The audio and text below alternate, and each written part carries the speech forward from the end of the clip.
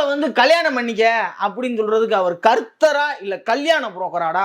அதுதானப்பா எனக்கும் புரியல. இந்த வீடியோ மட்டும் பார்த்துட்டு வாங்க. கடவுள் வந்து கனவுல வந்து சொன்னாரு, இந்த மாதிரி உன்னை கல்யாணம் பண்ணா வாழ்க்கை ரொம்ப நல்லா இருக்கும் அப்படின்னு சொல்லிட்டு சொல்லுவார். அப்படிதான் இந்த பொண்ணை ஏமாத்தி. பாஸ்டர் செல்லதுரை அப்படின்னு ஒருத்தன், உண்மையிலே அவனுக்கு பாஸ்டர் செல்லதுரைன்னு பேர் வச்சிருக்க கூடாது, செட்டப் செல்லதுரை அப்படின்னு பேர் வச்சிருக்கணும். அவன் என்ன பண்ணிருக்கான், தான்கிட்ட எந்தெந்த பொண்ணுலாம் போதனை கேட்டு வராங்களோ அவங்ககிட்ட பூரா நல்லா பேசி பழகிருக்கான். அப்புறம் கொஞ்ச நாள் கழிச்சு சொல்லியிருக்கான், இந்த மாதிரி கர்த்தர் என் கனவுல வந்தாரு, நம்ம ரெண்டு பேரும் கல்யாணம் பண்ணிக்கிறலாம் அப்படின்னு சொன்னாரு. நம்ம ரெண்டு பேருக்கு ஏதோ ஒரு முக்கியமான தேவ காரியம் ஒன்று இருக்கான், அதை முடிக்கிறதுக்கு நம்மளை தான் அப்பாயின்மெண்ட் பண்றாரு அப்படின்னு சொல்லி அப்பட்டமான பொய்யை சொல்லி கல்யாணத்தையே முடிச்சிருக்கான். கொஞ்ச நாள் கல்யாணத்தை முடிச்சுட்டு அப்படியே அங்கிட்டு இங்கிட்டு சுத்திட்டு அந்த பிள்ளை கற்பமானன்னு அந்த பிள்ளைகிட்ட போய் சொல்லியிருக்கான், இந்த குழந்தை நம்மளுக்கு பிறந்தது இல்லை, கர்த்தரின் கருணையால பிறந்தது, இது கர்த்தரின் குழந்தை அப்படின்னு சொல்லி கர்த்தர் மேல பழிய தூக்கி போட்டிருக்கான்.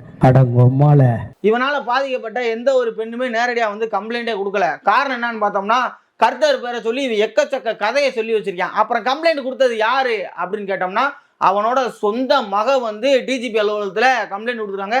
இந்த மாதிரி எங்க அப்பே நாதாரி நாயிட்ட இருந்து இன்னும் எத்தனை பெண்கள் சீரழிய போறாங்கன்னு தெரியல, மற்ற பெண்களையாவது காப்பாத்துங்க அப்படின்னு சொல்லி கண்ணீர் வெடிச்சிருக்காங்க. டேய், சர்ச்சுக்கு சாமி கும்பிட வர்ற பெண்களுக்கு பாவ மன்னிப்பு மட்டும் கொடுங்க, பெட்ரூம் கூட்டு போய் குழந்தைய கொடுக்காதீங்க.